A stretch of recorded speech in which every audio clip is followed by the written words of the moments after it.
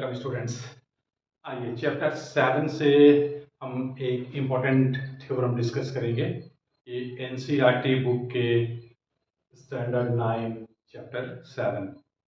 ये दो ट्रायंगल के कॉन्ग्रुएंस होने का रूल है, क्राइटेरिया है, जिसे हम लोग कहते हैं angle side angle congruence rule.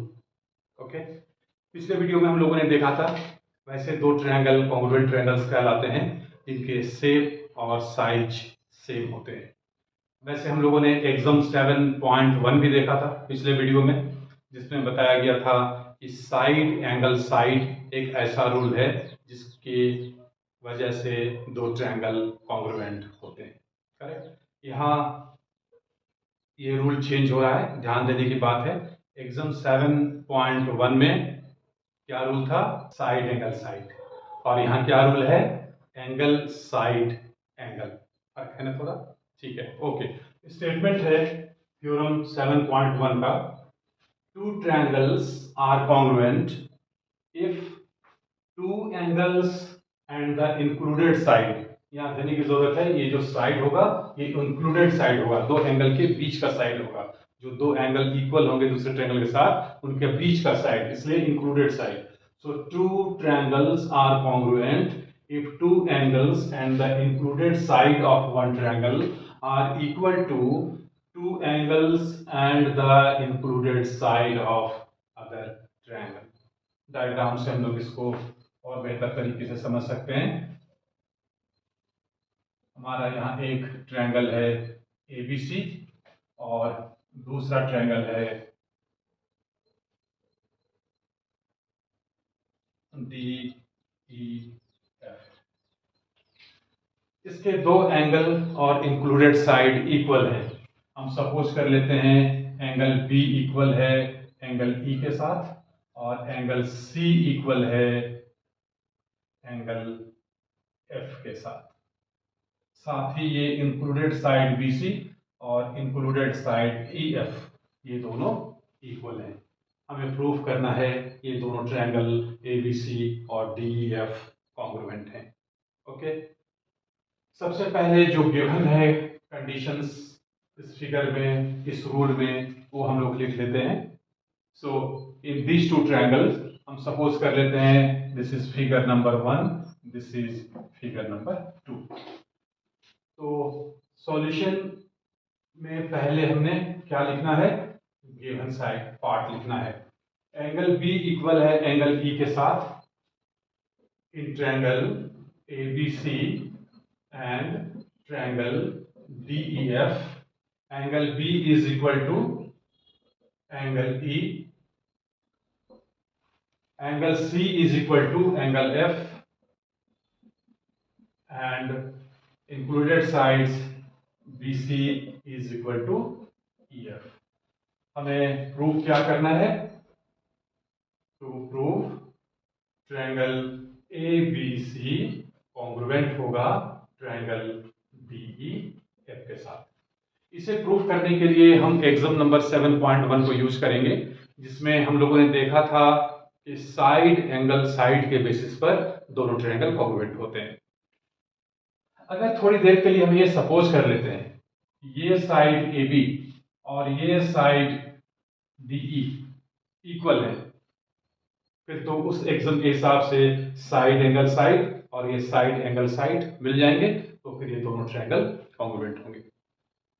But case ऐसा भी हो सकता है कि AB और DE इक्वल ना हो, तो उसके लिए हम दो अलग अलग केस डिस्कस करेंगे, जिसमें हम कहेंगे AB is longer than DE और दूसरे केस में हम डिस्कस करेंगे AB is smaller than DE। तो इन टोटल इसको हम 3 अलग अलग केसेस में डिस्कस करते हैं। पहला केस जब AB is equal to DE होता है, फिर तो साइड एंगल साइड के बेसिस पर एग्जाम 7.1 के बेसिस पर ये दोनों ट्रायंगल कॉन्ग्रुएंट हो जाएंगे, प्रूव हो जाएगा। केस 2 जब AB लॉन्गर होगा DE के साथ और केस 3 जब AB स्मॉलर होगा DE के साथ। 3 केसेस में, 3 पार्ट्स में इस थ्योरम को हम प्रूव करेंगे। तो case number 1, case 1 when AB is equal to DE। अगर A B is equal to D E हो जाते हैं, साथ ही हमारे पास ऑलरेडी है angle B is equal to angle E and side B C is equal to side E F, ये ऑलरेडी हमारे पास गिवन है। फिर तो हमें साइड एंगल साइड से ये दोनों ट्रायंगल कॉन्ग्रुएंट मिल जाते हैं। Therefore by side angle side, ये हम लोगों ने एग्जाम नंबर 7.1 में देखा था पिछले वीडियो में। अगर आपने नहीं देखा है तो प्लीज आप वो वीडियो देख लें। हमने देखा था कि बाय साइड एंगल साइड ये दोनों ट्रायंगल कॉन्ग्रुएंट हो जाएंगे। So triangle A B C is congruent to triangle D E F.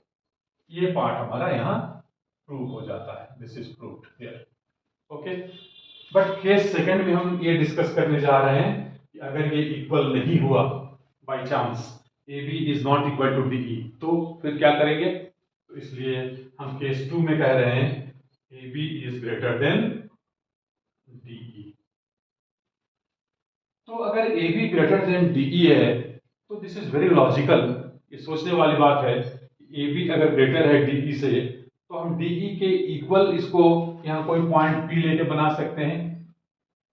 A B के अंदर हम कोई पॉइंट पी ले रहे हैं जो पी बी इक्वल हो जाता है डी ई के साथ। अगर ए बी लॉन्गर है डी ई से तो हम क्या लिखेंगे, we take a point P on A B such that P B is equal to D E. Then we take a point P on A B such that PB is equal to DE. Sorry, DE. PB is equal to DE. तो इसको हम join भी कर ले रहे हैं यहां से। ये जो ट्रायंगल हमारा मिला PBC, अब ये कॉन्ग्रुएंट हो जा रहा है DEF के साथ। Therefore, ये लिखने के बाद PB is equal to DE, angle B is equal to angle E, and BC is equal to EF. So by side angle side, PBC is congruent to DEF. Therefore, by side angle side, triangle PBC is congruent to triangle DEF. Angle angle DFE. Angle DFE. But given क्या है, F angle किसके साथ equal है, angle C के साथ, means ए C B के साथ। तो गिवन है angle A C B is equal to angle D F E. जब ये दोनों रिलेशन को हम कंपेयर करते हैं, मैच कराते हैं, तो देखते हैं राइट हैंड साइड इक्वल है, इसलिए फिर लेफ्ट हैंड साइड इक्वल होगा। So these two relations imply that right hand side equal, so left hand side is equal. Therefore, angle PCB is equal to angle ACB. But इस diagram को देखिए, ये possible नहीं है। Angle PCB is not possible to ACB. PCB is smaller than ACB.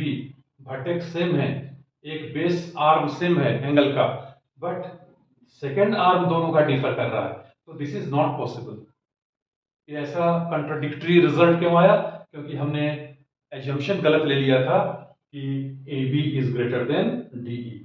इसलिए finally हम क्या conclusion पर पहुंचेंगे कि A B will be equal to D E. So this is not possible. Not possible होने का रीजन हमने बता दिया कि सेम वर्टेक्स पर और एक बेस आर्म कॉमन होने पर ये दो अलग अलग आर्म के साथ ये दोनों एंगल इक्वल नहीं हो सकते। एक एंगल छोटा होगा, एक एंगल बड़ा होगा, फिर इक्वल कैसे होंगे, नहीं होंगे। तो इसलिए दिस इज नॉट पॉसिबल। तो नॉट पॉसिबल है तो फिर हमें कंक्लूजन क्या मिलेगा, हमें कंक्लूजन मिलेगा therefore A B is not greater than D E. Finally therefore A B is equal to D E. So हम लिख सकते हैं therefore A B is equal to D E. और जब A B is equal to D E आ ही जाता है तो फिर हम कह सकते हैं कि therefore by side angle side triangle ABC is congruent to triangle DEF, correct.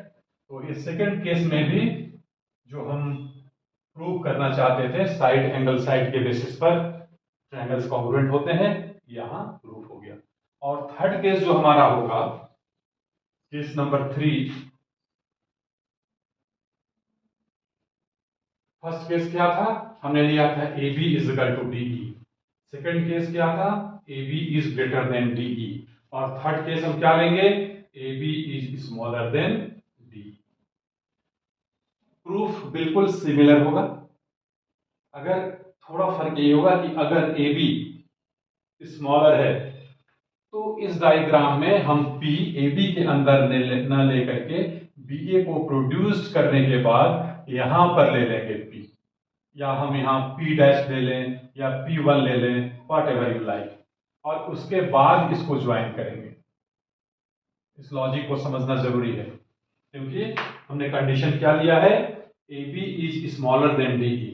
तो भाई चलो, अगर AB स्मॉलर है DE का तो हम इसको बढ़ा करके इक्वल कर लेते हैं, और जब बढ़ा करके हम इक्वल कर लेंगे ED के साथ, तो फिर वही कंडीशन, वही इशू आएगा कि ये एंगल फिर इसके साथ इक्वल होने लगेगा, और फिर हम वही रीजन देंगे, this is not possible, correct. तो ये बिल्कुल सिमिलर है, आप इसको लिखने का कोशिश करेंगे, ये मैं आप पर छोड़ रहा हूं, फाइन, ओके। और आप कमेंट बॉक्स पर ये जरूर लिख के भेजेंगे कि ये आपने कंप्लीट किया या नहीं किया, ये आपके लिए, डू योर सेल्फ। और हमने हिंट आपको दे दिया है, BA प्रोड्यूस करके हम दूसरा पॉइंट लेंगे, उसकी वजह से फिर ये कंडीशन आएगा जो एक्सेप्टेबल नहीं है, जो करेक्ट नहीं है, कि ये एंगल P1 CB और ACB दोनों इक्वल होंगे, this is not possible. So इसलिए AB will not be smaller than DE, so AB will be equal to DE। So again by side angle side, again by side angle side, triangle ABC will be congruent to triangle DEF। और यहां आने के बाद हमारा ये theorem number 7.1 proof हो जाता है। तो इसको आप करेंगे और कमेंट बॉक्स में आप लिखेंगे आपने इसको किया, या अगर कोई परेशानी है तो आप कमेंट बॉक्स पर लिखिए, हम इसका सॉल्यूशन देंगे।